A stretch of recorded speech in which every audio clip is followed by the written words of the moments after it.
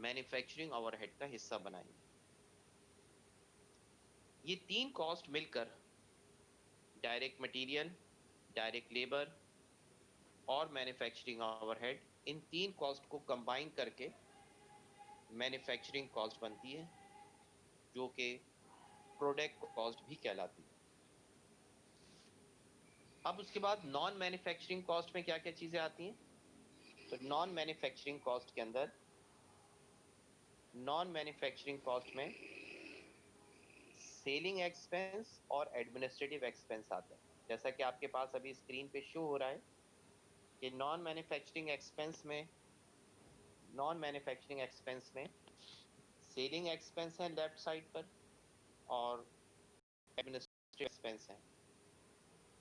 Selling expense वो तमाम expenses जो कि मैंने प्रोडक्ट को सेल करने से मुताल्लिक है, यानी मैन्युफैक्चरिंग के बाद सेल से मुताल्लिक जितने भी एक्सपेंसेस हैं, salesman commission, salesman sale, delivery के लिए जो गाड़ी जा रही है उसका खर्चा, डिलीवरी ड्राइवर का खर्चा, and all those expense which related to selling. अगर आपने एक शॉप है, उस शोरूम का, उस शॉप के तमाम expense, maintenance expense, rent expense, उस पे मौजूद स्टाफ की सैलरी, उसके शॉप के मैनेजर की सैलरी, वो सब सेलिंग एक्सपेंस में। जबकि एडमिनिस्ट्रेटिव एक्सपेंस में वो तमाम एक्सपेंसेस आएंगे जिसका ताल्लुक बिजनेस की एडमिनिस्ट्रेशन से है।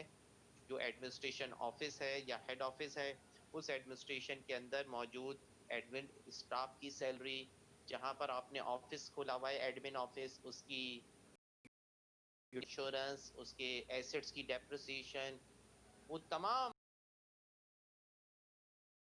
एडमिनिस्ट्रेटिव एक्सपेंस का हिस्सा होंगे। अब इसमें बाज दफा ऐसा होता है, एक ही बिल्डिंग है, ग्राउंड फ्लोर पर शॉप है, फर्स्ट फ्लोर के ऊपर ऑफिस है, थर्ड और फोर्थ फ्लोर के ऊपर काम हो रहा है। बिल्डिंग किराए, अब इस बिल्डिंग के जो रेंट में डिवाइड होगा, हिस्सा सेलिंग एक्सपेंस में जाएगा, एक हिस्सा एडमिनिस्ट्रेटिव एक्सपेंस में जाएगा,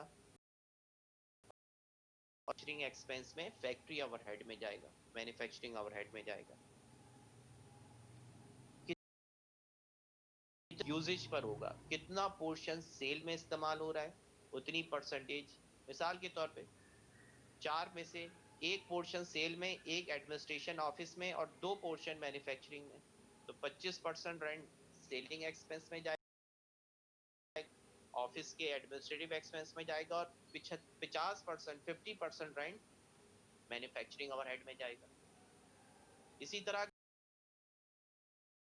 अगर पूरी बिल्डिंग का मैनेजर है या सुपरवाइजर है, उस पूरी बिल्डिंग का सुपरवाइजर है, छोटा काम था, उस मैनेजर या उस सुपरवाइजर की सैलरी भी इसी तरह से डिवाइड होगी कि कुछ पोर्शन उसका सेलिंग में, कुछ पोर्शन और कुछ पोर्शन मैन्युफैक्चरिंग ओवरहेड में जाएगा।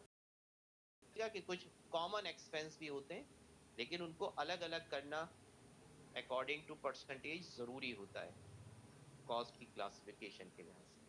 लिहाजा non manufacturing cost period cost को कहते हैं।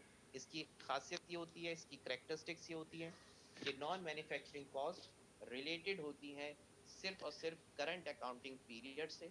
Non manufacturing cost expense treat की जाती है। Non manufacturing cost current period की रेवेन्यू को जनरेट करने से रिलेटेड होती है। नॉन मैन्युफैक्चरिंग कॉस्ट को करंट इनकम स्टेटमेंट में शामिल किया जाता है। जबकि जो मैन्युफैक्चरिंग कॉस्ट है, जब तक ये चीज मैन्युफैक्चर है, मैन्युफैक्चर्ड हो गई है, ये कॉस्ट, ये उस वक्त तक एसेट्स रहती है जब तक ये प्रोडक्ट को सोल्ड नहीं कर दिया जाए। जब ये सोल्ड हो जाएंगी फिनिश प्रोडक्ट, तो ये एक्सपेंस ट्रीट होंगी कॉस्ट ऑफ गुड सोल्ड के नाम से। लेकिन जब तक ये सोल्ड नहीं हो रही, उस वक्त तक ये एसेट्स हैं। कहाँ शो की जाएंगी? बैलेंस शीट में शो की जाएंगी। एग्जाम्पल 1000 यूनिट्स मैन्युफैक्चर्ड किए, ये सब एसेट्स हैं। इन पे जितनी कॉस्ट आई मटेरियल लेबर ओवरहेड की एसेट्स के तौर पे रिकॉर्ड। इसमें से अगर मिसाल ले लेते हैं एक यूनिट भी सोल्ड नहीं हुआ तो ये तमाम मैन्युफैक्चर्ड किए हुए यूनिट्स बैलेंस शीट में करंट एसेट्स में इन्वेंट्री में जाएंगे, फिनिश इन्वेंट्री। लेकिन आपसे कहूं कि 40% सोल्ड हो गए, 80% सोल्ड हो गए, तो जो सोल्ड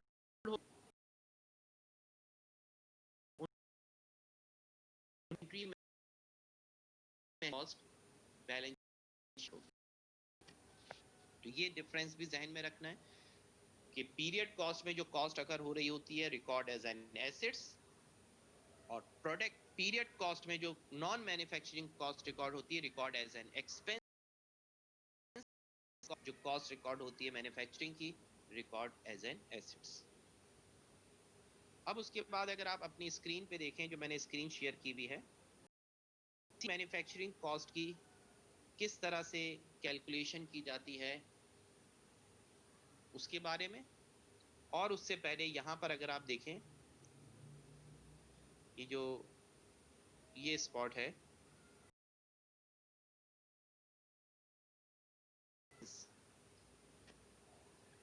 मर्चेंट बिजनेस और मैन्युफैक्चरिंग बिजनेस में जो मेन फर्क आता है कॉस्ट को रिकॉर्ड करने का, वो कहाँ आता है।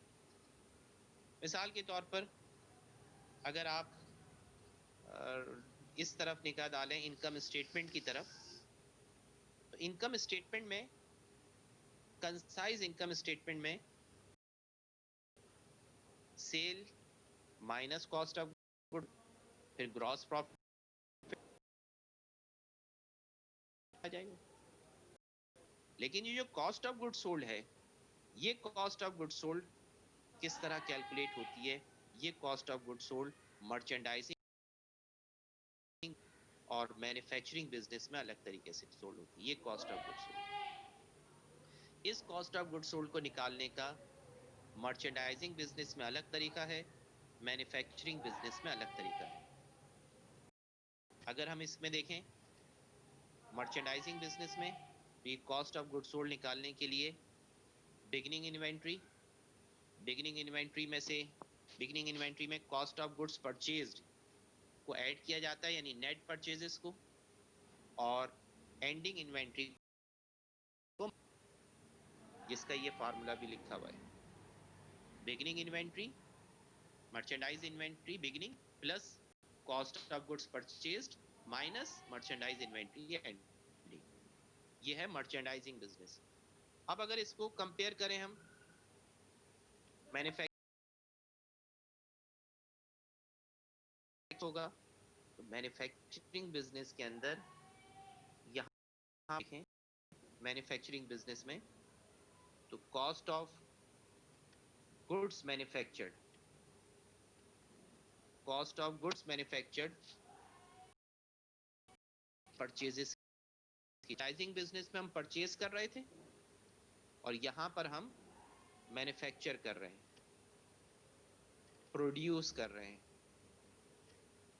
तो यहाँ पे जो प्रोडक्शन हो रही है इसमें डिफरेंस पाया जाता है कॉस्ट ऑफ गुड्स मैन्युफैक्चर्ड। वरना बिगिनिंग इन्वेंट्री यहाँ पर भी है, वहाँ मर्चेंडाइज की बिगिनिंग इन्वेंट्री थी से, वहाँ पर की एंडिंग इन्वेंट्री थी, यहाँ फिनिश गुड्स की एंडिंग इन्वेंट्री है। डिफरेंस जो आएगा वो कॉस्ट ऑफ गुड्स मैन्युफैक्चर्ड का डिफरेंस आएगा कि आपकी कॉस्ट ऑफ गुड्स मैन्युफैक्चर्ड कहाँ पर डिफरेंट है। यानी मर्चेंडाइजिंग बिजनेस में आपने परचेज किया है, मर्चेंडाइजिंग बिजनेस में परचेजेस हुई हैं, और यहाँ पे कॉस्ट मैन्युफैक्चर्ड किए गए। ये बुनियादी फर्क है मर्चेंडाइजिंग और मैन्युफैक्चरिंग बिजनेस में स्टेटमेंट का। अब इस कॉस्ट ऑफ गुड्स मैन्युफैक्चर्ड को किस तरह से कैलकुलेट किया जाता है, उसके लिए अगर आप ये कंपटीशन देखें, schedule of cost of goods manufactured, इसी से रिलेटेड एक्सरसाइज के क्वेश्चंस भी हैं। बड़ा आसान सा इसका एक प्रोसीजर है। Work in process inventory beginning. Work in process होता क्या है? वर्क इन प्रोसेस दरअसल फैक्ट्री में जो भी मैन्युफैक्चरिंग कॉस्ट अकर हो रही है जो कि नीचे आपको लिखा हुआ भी, ये देखें, वर्क इन प्रोसेस इन्वेंट्री के नीचे क्या लिखा है, ऐड टोटल मैन्युफैक्चरिंग कॉस्ट। ये वही मैन्युफैक्चरिंग कॉस्ट है जिसको अभी हमने ऊपर डिस्कस किया, direct material, MOH, manufacturing cost. ये फैक्टर होती है, तो इस फैक्ट्री में जो अकाउंट बनाया जाता है इस कॉस्ट को रिकॉर्ड करने के लिए, उस अकाउंट का नाम है work in process account, work in process account. अब अगर 1000 यूनिट मटेरियल लगाया गया, लेबर लगाई गई, ओवरहेड लगाया गया, और पता ये चला कि महीने के आखिर में 100 यूनिट्स अभी तैयार नहीं हो सके, बच गए हैं, वो अगले महीने तैयार होंगे, तो जो अगला महीना शुरू होगा उसकी बिगिनिंग इन्वेंट्री में वो 100 यूनिट्स पड़े हुए होंगे। यानी कहा जाएगा कि फैक्ट्री के अंदर जनवरी 1 को या फरवरी 1 को या मार्च 1 को 100 यूनिट्स इन प्रोसेस थे जो पिछले महीने में तैयार नहीं हो सके थे और अगले महीने में तैयार होंगे। तो वो जो 100 यूनिट्स अगले महीने में शिफ्ट हो गए, पिछले महीने की एंडिंग थी, अगले महीने की बिगनिंग बन गई, उस बिगनिंग के ऊपर कुछ मटेरियल भी शामिल है, कुछ लेबर भी शामिल है, कुछ ओवरहेड भी है, लेकिन वो अभी मुकम्मल नहीं हुआ। Beginning work in process inventory लिखी हुई है सबसे ऊपर, beginning work in process inventory लिखी हुई है सबसे ऊपर। ये beginning work in process inventory भी आपकी मटेरियल, लेबर और ओवरहेड की कॉस्ट है। फर्क सिर्फ ये है कि ये उन यूनिट्स में है जो अभी बिगिनिंग में थे और अब महीने में, इस महीने कंप्लीट होंगे। के अंदर बिगिनिंग के पुट किए, उन यूनिट्स के ऊपर ये कॉस्ट अकर हो गई, डायरेक्ट मटेरियल की, डायरेक्ट लेबर की और मैन्युफैक्चरिंग ओवरहेड की। तो कुछ कॉस्ट बिगिनिंग की थी, कुछ कॉस्ट आपने बाद में पुट करी, तो ये वर्क इन प्रोसेस यानी बिगिनिंग, और जो मजीद कॉस्ट पुट की गई थी उनको मिलाकर मान मैन्युफैक्चरिंग के प्रोसेस में है फैक्ट्री में। अब ये देखा जाएगा कि इसके बाद इस टोटल में से जो यूनिट्स अभी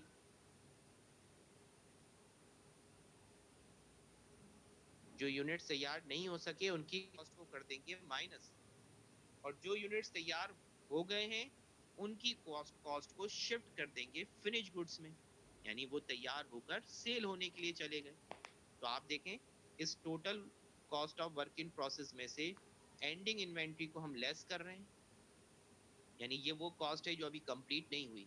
टोटल में से जब एंडिंग को माइनस कर दिया तो निकल कर आ गई कॉस्ट ऑफ गुड्स मैन्युफैक्चर्ड। ये स्टेटमेंट मर्चेंडाइजिंग और मैन्युफैक्चरिंग बिजनेस में डिफरेंशिएट करता है, इनकम स्टेटमेंट के अंदर इस पॉइंट पर डिफरेंशिएट किया जाता है। ये वाली कैलकुलेशन जो भी हमने यहाँ पर देखी, कैलकुलेशन मर्चेंडाइजिंग बिजनेस में नहीं होती। मर्चेंडाइजिंग बिजनेस में तो सिर्फ purchases of goods purchase, net purchases, जिसमें आपने याद होगा आपको परचेजेस में बिगिनिंग किया जाता है, ट्रांसपोर्टेशन को, परचेज डिस्काउंट और परचेज रिटर्न को लेस किया जाता है, ये वो परचेजेस। बिजनेस में प्रोडक्शन के अंदर जो कॉस्ट ये आ रही होती है, इसकी कैलकुलेशन सीखनी है, इसी से रिलेटेड सवालात करने। अब इसके नीचे हमने मटेरियल से रिलेटेड इंफॉर्मेशन लिखी। क्या या मटेरियल की खरीदारी पे जो खर्चा आ रहा होता है वो कौन कौन सा होता है, जो मटेरियल को परचेज करने में खर्चा आ रहा है। अगर ये देखें आप, ये जो लास्ट हमने हेडिंग डाली हुई है, मटेरियल की बिगिनिंग इन्वेंट्री की तरह नेट परचेजेस निकालते थे, इसी तरह मटेरियल नेट परचेज, मटेरियल की बिगिनिंग इन्वेंट्री में मटेरियल की खरीदारी को ऐड कर दो, नेट परचेजेस को ऐड कर दो, और एंडिंग मटेरियल को लेस कर दो। ये लेस हो रहा है एंडिंग मटेरियल, क्या आंसर आ जाएगा, मटेरियल यूज्ड। लेकिन आप ये सोचो कि एक जगह पर मटेरियल का हिसाब रखने के लिए एक गोदाम बनाया हुआ है, एक स्टोर रूम बनाया हुआ है, जहां पर मटेरियल की खरीदारी को रिकॉर्ड करते हैं, जहां पर मटेरियल खरीद के रखा जाता है, और उसके बाद जैसे जैसे फैक्ट्री में ज़रूरत पड़ती रहती है, स्टोर से निकालकर, गोदाम से निकालकर वो मटेरियल फैक्ट्री में भेजा जाता रहता है। लिहाजा उस फैक्ट्री के अंदर, उस गोदाम के अंदर जो मटेरियल का अकाउंट है, उस स्टोर रूम में जो मटेरियल का अकाउंट है, उसकी बिगिनिंग इन्वेंट्री भी होगी, एंडिंग इन्वेंट्री भी होगी। उस स्टोर रूम के अंदर जो मटेरियल खरीद के आता रहेगा वो मटेरियल की परचेजेस कहलाती रहेंगी, और उसमें से जो इस्तेमाल के लिए जाता रहेगा वो मटेरियल यूज्ड है। अब अगर वो मटेरियल डायरेक्ट प्रोडक्ट में जाकर इन्वॉल्व हो रहा है, डायरेक्ट प्रोडक्ट का पार्ट बन रहा है, तो वो डायरेक्ट मटेरियल कहलाएगा। और अगर कोई मटेरियल ऐसा है जो प्रोडक्ट का पार्ट नहीं बन रहा लेकिन फैक्ट्री में इस्तेमाल हो, उसी स्टोर रूम से निकल के जाएगा, वो इनडायरेक्ट मटेरियल। तो अगर इनडायरेक्ट और डायरेक्ट मटेरियल एक ही स्टोर रूम में एक ही अकाउंट में मेंटेन किए जाएं, तो ये देखें कैलकुलेशन के वक्त एंड इन्वेंट्री के साथ साथ इनडायरेक्ट मटेरियल यूज्ड भी माइनस करते हैं, ताकि ये मालूम हो सके कि डायरेक्ट मटेरियल कितना इस्तेमाल। तो ये कैलकुलेशन, ये जो कैलकुलेशन है ये आप अपने पास, मैं इसका स्क्रीन, आप इसको अपने पास अलग से नोट कीजिएगा रजिस्टर में, ताकि मालूम हो सके कि मटेरियल, डायरेक्ट मटेरियल यूज निकालने के लिए बिगिनिंग इन्वेंट्री में पहले परचेजेस को ऐड किया जाता है, total material available for use आ जाता है, एंडिंग को उसमें से माइनस किया जाता है और इनडायरेक्ट मटेरियल को माइनस किया जाता है, तो आखिर में फिर जाकर आता है direct material used, direct material used. तो ये दो कैलकुलेशन, एक कॉस्ट ऑफ गुड्स मैन्युफैक्चर्ड और एक डायरेक्ट मटेरियल यूज की थी। राइट साइड के ऊपर अगर आप देखें, इस साइड पर अगर आप आए, तो यहाँ पर इनकम को कैलकुलेट करने के लिए बताया गया है कि इनकम स्टेटमेंट किस तरह बनती है। नेट सेल है minus cost of goods sold. अब ये कॉस्ट ऑफ गुड्स सोल्ड के अंदर कैलकुलेशन एड कॉस्ट, ये जो कॉस्ट ऑफ गुड्स मैन्युफैक्चर्ड यहाँ पर आपको नजर आ रही है, the cost of goods manufactured, ये वही कॉस्ट ऑफ गुड्स मैन्युफैक्चर्ड है जो आपने निकाली है किसके जरिए से, शेड्यूल ऑफ मैन्युफैक्चरिंग कॉस्ट के जरिए से। ये जो आपने शेड्यूल बनाया था, schedule of cost of goods manufactured, यहाँ से जो कॉस्ट ऑफ गुड्स मैन्युफैक्चर्ड ये निकल कर आई थी, यही अमाउंट यहाँ पर आएगी कॉस्ट ऑफ गुड्स मैन्युफैक्चर्ड में। यानी इनकम स्टेटमेंट उस वक्त तक नहीं बन सकती जब तक ये कॉस्ट ऑफ गुड्स मैन्युफैक्चर्ड आप ना निकालें। जब ये कॉस्ट ऑफ गुड्स मैन्युफैक्चर्ड का आंसर आएगा वो यहाँ पुट किया जाएगा cost of goods manufactured. Finish goods में किया जाएगा। फिनिश गुड्स क्या है? फिनिश गुड्स वो शोरूम 100% मैन्युफैक्चर्ड होने के बाद सेल होने के लिए रखा हुआ है, और इसको आप फिनिश गुड्स का अकाउंट कहलाएगा। इसमें फैक्ट्री से जैसे जैसे प्रोडक्शन होती रहेगी ये सामान फिनिश गुड्स में आता रहेगा, और total plus cost of goods manufactured मिलकर finish goods available for sale, जितना इसमें से सोल्ड हो गया वो कॉस्ट ऑफ गुड्स सोल्ड कहलाएगा, जो नहीं सोल्ड हुआ वो फिनिश गुड्स की एंडिंग इन्वेंट्री है। तो आमतौर पे एंडिंग इन्वेंट्री बता दी जाती है, उससे ये पता चल जाता है कि टोटल सोल्ड कितना हुआ। Total cost of goods manufactured beginning में ऐड करके माइनस करते हैं फिनिश गुड्स एंडिंग को, तो कॉस्ट ऑफ गुड्स सोल्ड निकल आता है। अब इसके बाद वही पुराना प्रोसीजर जिसमें minus cost of goods sold, gross profit, expense जिसको पीरियड कॉस्ट कहा जाता है, सेलिंग और एडमिनिस्ट्रेटिव एक्सपेंस की सिंपल इनकम स्टेटमेंट उसी प्रोसीजर से जिस तरह पहले बनाते थे। फर्क सिर्फ इस जगह पर है, पहले यहाँ पर नेट परचेजेस आता था, अब यहाँ पे कॉस्ट ऑफ गुड्स मैन्युफैक्चर्ड आ रहा है, और ये कॉस्ट ऑफ गुड्स मैन्युफैक्चर्ड इस प्रोसेस से निकलेगा जो आपने इस स्टेटमेंट में यहाँ बनाई। इसको आज रिपीट कीजिएगा, कल की क्लास में हम इससे रिलेटेड एक्सरसाइज करेंगे, क्वेश्चन करेंगे।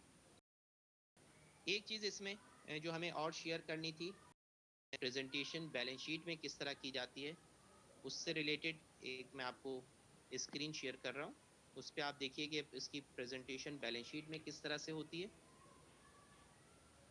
ये इसकी बैलेंस शीट की प्रेजेंटेशन है, क्वेश्चन नंबर BE1-8, और इसके अंदर उसने बताया है, अगर ये क्वेश्चन आप अभी अपने बुक में, बल्कि अभी नहीं बाद में देख लीजिएगा, उसमें ये डेटा गिवन था जो हमने यहाँ पुट किया है, और कहा था कि बताइए इसको करंट एसेट्स में किस, एज यूजुअल उसी तरह बनेगी जो हमने, बाकी सब चीजें उसी तरह से आएंगी। डिफरेंस आएगा इस करंट पोर्शन में, करंट एसेट्स के पोर्शन में, जहां पर इन्वेंट्री जो पहले मर्चेंडाइज इन्वेंट्री लिखते थे, अब मर्चेंडाइज की जगह पर 3 इन्वेंट्रीज आएंगी, 3 अकाउंट्स आएंगे, जिसमें finish goods inventory account, work in process inventory account और रॉ मटेरियल इन्वेंट्री अकाउंट। यानी पहले सिर्फ एक इन्वेंट्री अकाउंट था, अब 3 इन्वेंट्री अकाउंट यूज होंगे। ये एक डिफरेंस है। और अभी थोड़ी देर पहले मैं आपको बता रहा था कि मैन्युफैक्चरिंग में जब तक फिनिश गुड्स सोल्ड नहीं हो जाती, उस वक्त तक उस पे मैन्युफैक्चर्ड करने में, प्रोडक्ट को बनाने में जो भी कॉस्ट आ रही होती है वो एज एन एसेट्स रिकॉर्ड होती है और उसको बैलेंस शीट का हिस्सा बनाया जाता है। जब वो सोल्ड हो जाती है तो वो फिर इनकम स्टेटमेंट में कॉस्ट ऑफ गुड्स सोल्ड के नाम से पोस्ट कर दी जाती है। ये एक मेजर डिफरेंस था। आपका काम ये है, होमवर्क आज के लिए जो दे रहा हूँ और कल तक इसे कंप्लीट करना है, वो चैप्टर नंबर 1 में, चैप्टर में जो उन एक्सरसाइज में आप रहा हूँ कि कौन कौन सी एक्सरसाइज आप घर पे ट्राई करेंगे और कल मैं फिर उसके आंसर आपसे पूछूंगा। कुछ इसके अंदर एमसीक्यूज हैं, कुछ इसमें छोटी छोटी एक्सरसाइजेज हैं, वो आज आपको लाजमी कंप्लीट करनी है ताकि कल की क्लास में आप उसके आंसर्स दे सकें।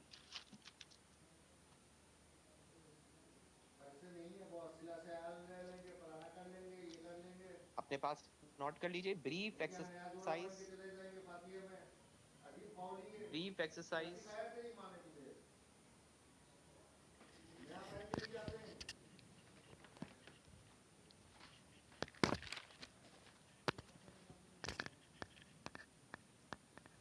वन डैश वन है, 1-4,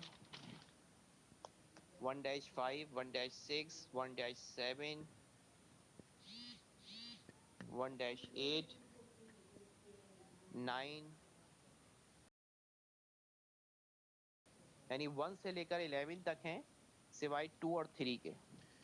1 से लेकर 11 तक हैं 2 और 3 के अलावा, 2 और 3 के अलावा। इसके बाद फिर ब्रीफ एक्सरसाइज के बाद एक्सरसाइज शुरू हो रही है। अच्छा, ब्रीफ एक्सरसाइज के क्वेश्चंस ऐसे हैं कि आप 15-20 मिनट में अभी कंप्लीट कर सकते हैं। क्लास खत्म होने के बाद कोशिश कीजिएगा कि अभी कंप्लीट कर लें। उसके बाद फिर जो एक्सरसाइज शुरू हो रही है E1-1, ये एमसीक्यूज हैं, बल्कि ट्रू एंड फॉल्स हैं। 1-2, 1-2 तक कर लीजिएगा। फिर कल की क्लास में हम 1-3 से जो है वो सवालात समझाते भी रहेंगे, साथ साथ आप इसको करते भी रहिएगा और जो जो प्रॉब्लम्स हो डिस्कस करेंगे। तो कल से ये एक्सरसाइज चैप्टर नंबर 1 की इंशाल्लाह स्टार्ट हो जाएगी और मैक्सिमम क्वेश्चंस कोशिश करेंगे कि क्लास में, यानी इसमें आपको समझा दें ऑनलाइन, और बाकी क्वेश्चंस कुछ होमवर्क में, असाइनमेंट्स में आ जाएंगे आपके। तो कल इंशाल्लाह ये चैप्टर 1 हमारा एंड हो जाएगा अकाउंटिंग फॉर मैन्युफैक्चरिंग से रिलेटेड। लेकिन जो एक्सरसाइज अभी बताई हैं इनको लाजमी अभी घर पे देखें और इससे रिलेटेड जो क्वेश्चन हो वो भी कल की क्लास में पूछ लीजिएगा। अभी मैं अनम्यूट कर रहा हूँ आपको, अभी आप लोग सकते हैं। जी, किसी को क्वेश्चन पूछना है तो बताइए।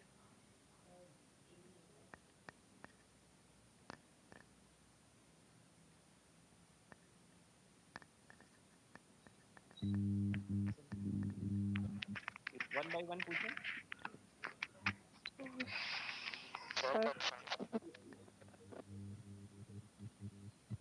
जी जैन, आपने कुछ पूछना है? वसीम सर,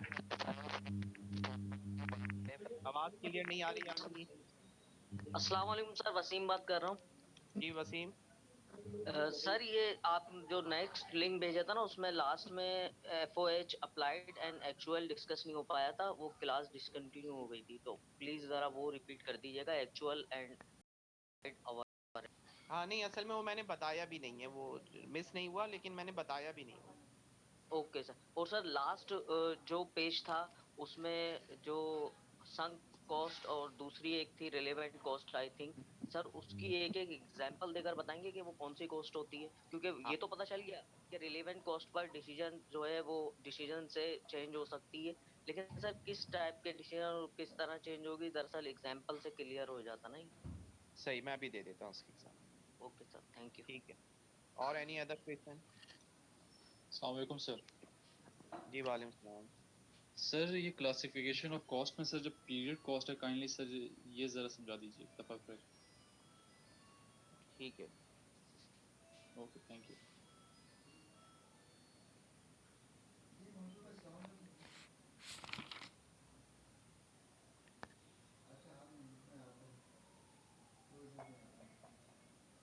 देखें, सबसे पहले तो ये रिलेवेंट कॉस्ट और संक कॉस्ट के बारे में जो मैंने थोड़ी देर पहले बताया था, पेज नंबर 2 जो हमने शेयर किया था।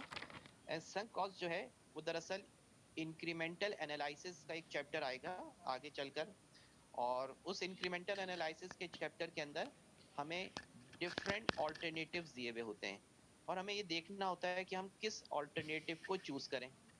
हमारे पास मुख्तलिफ ऑप्शन है कि हम ऑल्टरनेट ए ले लें, बी ले लें, सी ले लें, डी ले लें। तो वो फैक्टर्स जो कि डिफरेंट ऑल्टरनेटिव्स में, या वो कॉस्ट जो कि डिफरेंट ऑल्टरनेटिव्स में चेंज हो रही है, या दूसरे अल्फाजों में वो कॉस्ट जो कि डिफरेंट ऑल्टरनेटिव्स में चेंज होने से आपके डिसीजन को चेंज कर दे, वो कॉस्ट उस डिसीजन की क्या कहलाएगी? रिलेवेंट कॉस्ट कहलाएगी। Cost and revenue that do not differ across the alternative, और जो कॉस्ट या जो डिसीजन चेंज नहीं होते डिफरेंट ऑल्टरनेटिव्स के अंदर, वो इररिलेवेंट कॉस्ट कहलाती है, यानी वो रिलेवेंट नहीं होती। जबकि संक कॉस्ट क्या है? Sunk cost that have already been incurred and will not be changed, यानी इसी को आप कह लें कि इररिलेवेंट कॉस्ट को संक कॉस्ट कहा जा सकता है, कि वो कॉस्ट जो कि अकर हो गई और will not be change or avoid by any present or future decision are referred to as sunk cost. For example, amount you spend in the past to purchase a machine or repair a machine. हमने 2 साल पहले एक machine खरीदी, एक split AC खरीदा। अब हम 2 साल के बाद चाह रहे हैं कि हम उस स्प्लिट एसी को चेंज कर दें, रिप्लेस कर दें। तो हमारे पास डिफरेंट ऑल्टरनेटिव्स हैं कि उस स्प्लिट एसी को हम रिपेयर करवा लें या उसको एक्सचेंज करके नया स्प्लिट एसी खरीद लें।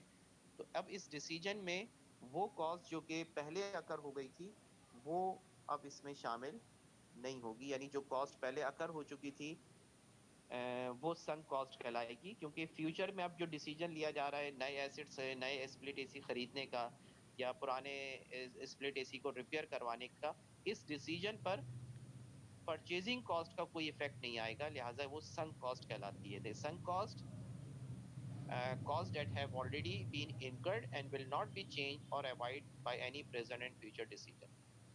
तो ये तो रिलेवेंट और सunk कॉस्ट हो गया। पीरियड कॉस्ट के बारे में बताया था बेटा। Period cost related to the current accounting period. Period cost is the non manufacturing cost. Period cost consist selling and administrative expense, record as an expense in the income statement and to used or to consume to generate revenue. The period cost is a non-manufacturing record as an expense in income statement. Any other question?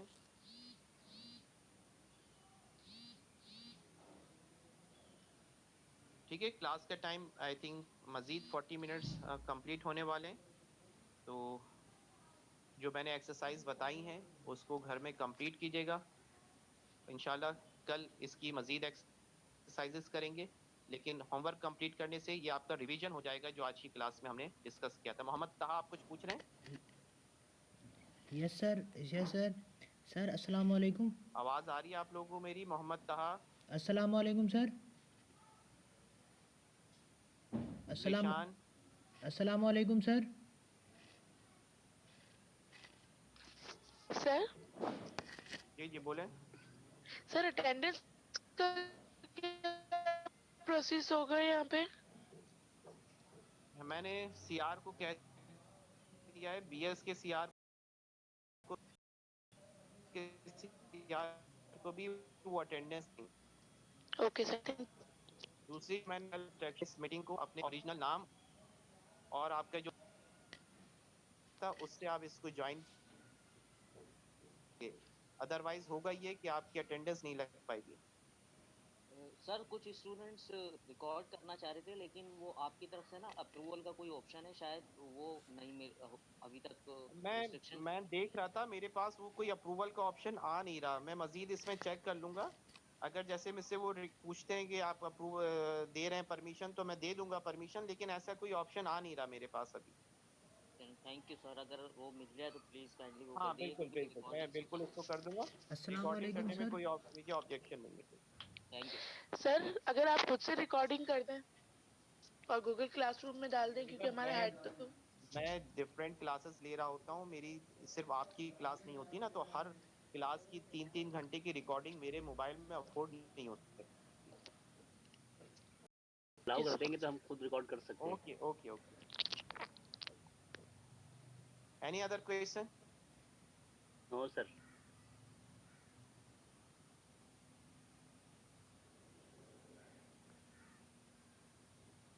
ठीक है, class को यहाँ पर and कर रहे हैं, और इंशाल्लाह कल टाइमिंग वही 12 बजे के हैं। 12:10 पर हम क्लास शुरू करेंगे। टाइम पे आप लोग सब ज्वाइन कर लीजिएगा। Thank you very much.